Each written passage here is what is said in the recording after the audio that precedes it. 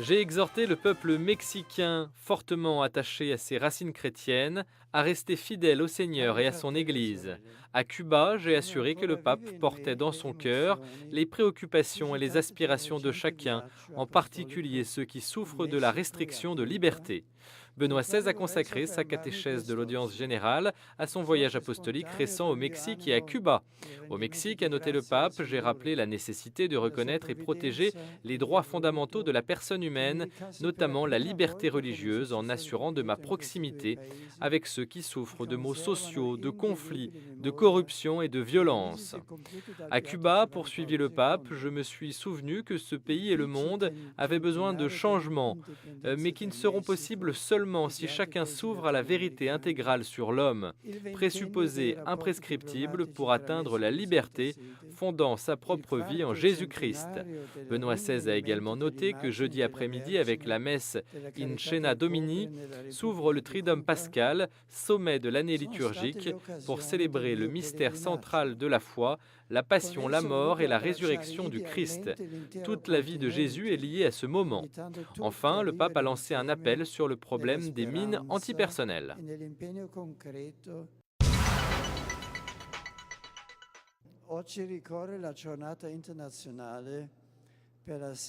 Aujourd'hui, en cette journée internationale pour la sensibilisation au problème des mines antipersonnelles, je tiens à exprimer ma proximité aux victimes et à leurs familles. J'encourage tous ceux qui s'engagent pour libérer l'humanité de ces engins terribles et sournois, qui, comme l'a dit le bienheureux Jean-Paul II, lors de l'entrée en vigueur de la Convention sur leur interdiction, empêchent les hommes de marcher ensemble sur les sentiers de la vie, sans crainte des pièges de destruction et de mort.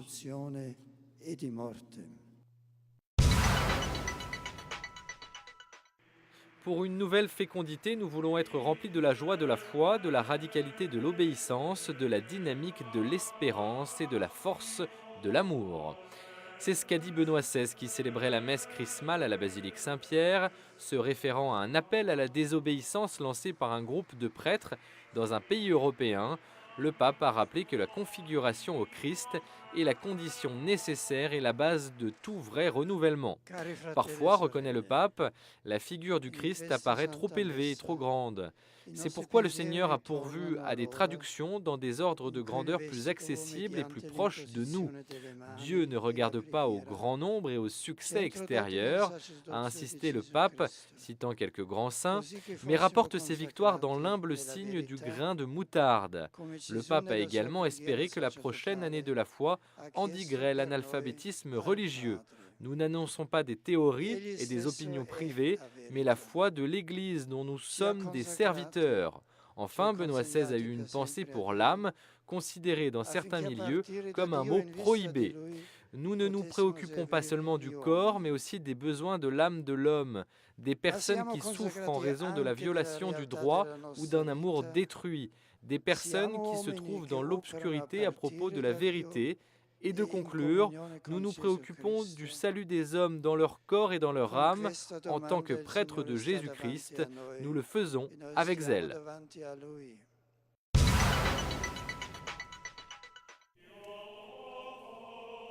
Quand l'homme s'érige contre Dieu, il s'érige contre sa propre vérité et par conséquent il ne devient pas libre, mais aliéné par lui-même. C'est la réflexion que Benoît XVI a développée lors de la messe de la Scène du Seigneur en la basilique Saint-Jean-de-Latran, la messe qui a introduit le Triduum pascal. Au cours de son homélie, le pape a dit clairement que poursuivre exclusivement sa propre volonté n'ouvre pas la porte de la liberté. Cette forme de rébellion traverse l'histoire et représente un mensonge qui dénature profondément notre vie. Dans le déroulement du Jeudi Saint, rappelant l'institution de la Sainte Eucharistie, le Saint-Père a souligné que l'élément le plus caractéristique de la figure de Jésus, le cœur de sa personnalité, c'est d'être en communion avec Dieu. Tout en découvrant l'angoisse devant le pouvoir de la mort et tendant son regard sur les nuits du mal, le Fils de Dieu s'abandonne docilement et avec confiance à la volonté du Père. Dans ce contexte, le geste de l'agenouillement dans la prière devient encore plus significatif. Benoît XVI l'a souligné avant d'effectuer le rite du lavement des pieds de 12 prêtres de Rome. Devant la menace du pouvoir du mal, les chrétiens, parce qu'ils sont agenouillés, sont droits devant le monde, mais ils sont à genoux devant le Père parce qu'ils sont fils. Devant la gloire de Dieu, nous chrétiens, nous nous mettons à genoux et nous reconnaissons sa divinité, mais nous exprimons aussi dans ce geste notre confiance qu'il triomphe.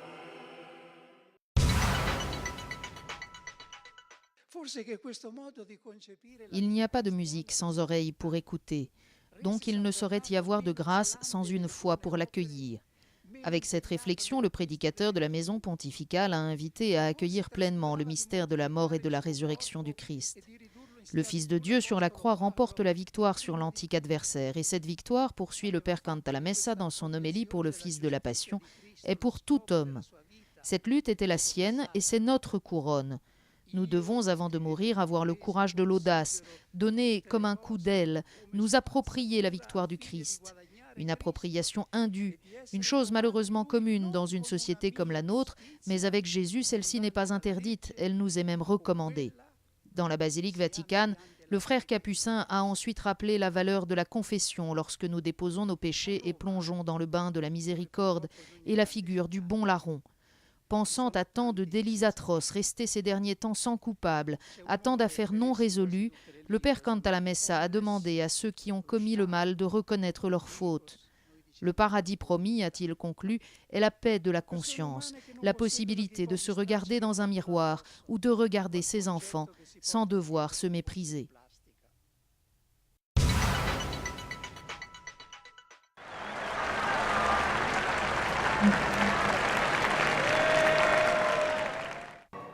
L'expérience de la souffrance marque l'humanité et marque aussi la famille.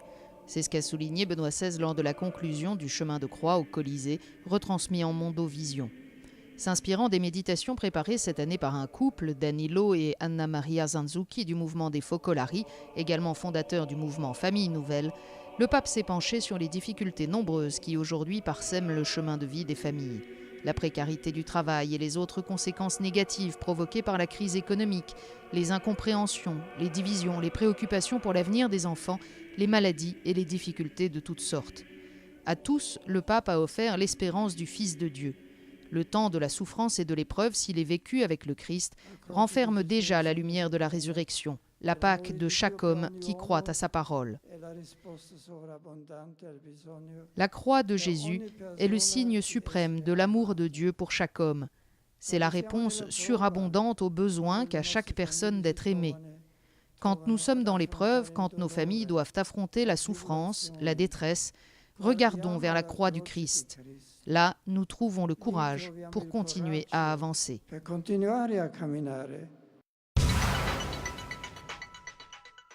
La lumière rend possible la vie, elle rend possible la connaissance, l'accès à la réalité, à la vérité. Pour cette raison, l'obscurité sur Dieu et sur les valeurs sont la vraie menace pour notre existence et pour le monde en général. C'est ce qu'a dit le pape dans la nuit de samedi lors de la célébration de la Vigile pascale, une célébration ouverte dans l'atrium de la basilique Saint-Pierre avec le rite du lucernaire au cours duquel fut allumé le cierge pascal. Ce cierge qui représente d'une façon merveilleuse le mystère pascal du Christ qui se donne lui-même et ainsi donne la grande lumière.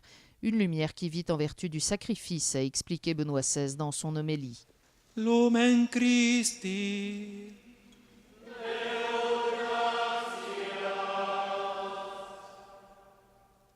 Après le chant du Lumen Christi et la lumière, il y eut la liturgie de la parole. Le fait que Dieu ait créé la lumière signifie que Dieu a créé le monde comme lieu de connaissance et de vérité, lieu de rencontre et de liberté, lieu du bien et de l'amour. La matière première du monde est bonne, l'être même est bon. Et le mal ne provient pas de l'être qui est créé par Dieu, mais existe en vertu de la négation. C'est le non. Avec la résurrection de Jésus, la lumière elle-même est créée de façon nouvelle. Il nous attire tous derrière lui dans la nouvelle vie de la résurrection et vainc toute forme d'obscurité. Cela est possible parce que par le sacrement du baptême que le pape a administré à 8 adultes de 4 continents, du Turkménistan aux États-Unis, le Seigneur a construit un pont vers nous par lequel le nouveau jour vient à nous. L'obscurité vraiment menaçante pour l'homme est le fait que lui, en vérité, est capable de voir et de rechercher les choses tangibles, matérielles, mais ne voit pas où va le monde et d'où il vient, où va notre vie elle-même, ce qu'est le bien et ce qu'est le mal. Dans nos villes, éclairées d'une façon tellement éblouissante, nous n'arrivons plus à identifier Dieu et le bien. Seule la foi, qui nous montre la lumière de Dieu, nous éclaire vraiment. Pax tibi. Et con spiritum tuo. Surrexit Dominus de sepulchro.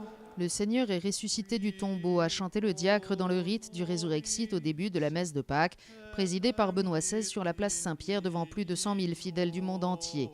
Le pape a vénéré l'icône du Sauveur, puis il a célébré l'Eucharistie sur cette place rendue printanière par les 42 000 fleurs et plantes offertes par les Hollandais. Depuis la loggia des bénédictions, il a ensuite donné son message Urbi et Orbi, répétant l'annonce joyeuse de Marie de Magdala, « Le Christ, mon espérance, est ressuscité ». Cari fratelli e sorelle, si Jésus est ressuscité, alors, et seulement alors, est arrivé quelque chose de vraiment nouveau, qui change la condition de l'homme et du monde. Alors lui, Jésus, est quelqu'un en qui nous pouvons avoir absolument confiance, et non pas seulement dans son message, mais vraiment en lui, parce qu'il n'appartient pas au passé, mais il est présent aujourd'hui, vivant.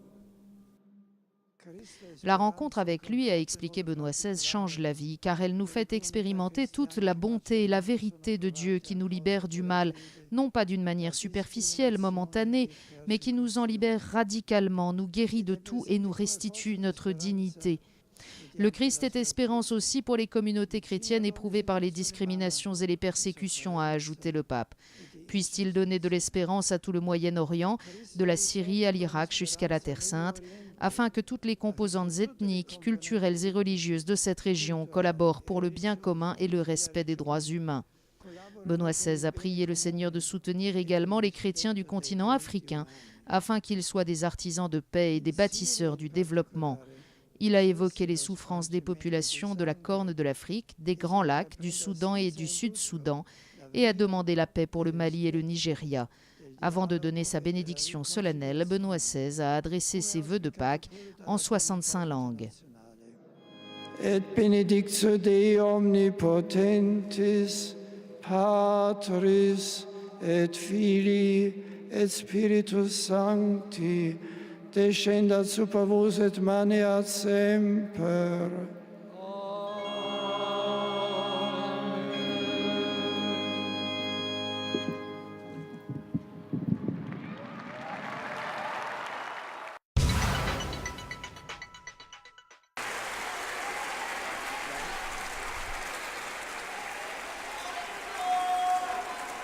Cari fratelli e sorelle, buona Chers giornata a frères et voi sœurs, bonne tutti. journée à vous Il lunedì tous. dopo Pasqua, Le lundi après in molti Pâques paesi est una dans de giornata nombreux di pays vacanza un jour de in vacances cui fare una passeggiata, qui permet de se promener dans la nature oppure andare a ou de visitare rendre parenti visite à des parents un lontani peu éloignés e ritrovarsi pour se insieme retrouver in en famiglia. famille.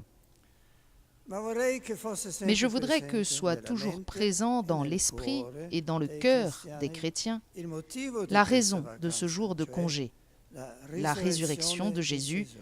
le Il mystère mistero décisif decisivo della de notre nostra foi. fede. Voilà les paroles que Benoît XVI a adressées aux pèlerins venus du monde entier avant de réciter la prière du Regina Coeli ce lundi 9 avril. Le pape s'est retiré à Castel Gandolfo pour une brève période de repos après son voyage apostolique au Mexique et à Cuba et les célébrations de la Semaine Sainte. Il a rappelé que Marie est le modèle sublime et exemplaire de la relation que toute la communauté chrétienne est appelée à avoir avec Jésus, et ce à toute époque, pas seulement au premier temps de l'Église. Le pape a conclu en priant que Marie nous obtienne d'expérimenter la présence vivante du Seigneur ressuscité, source d'espérance et de paix.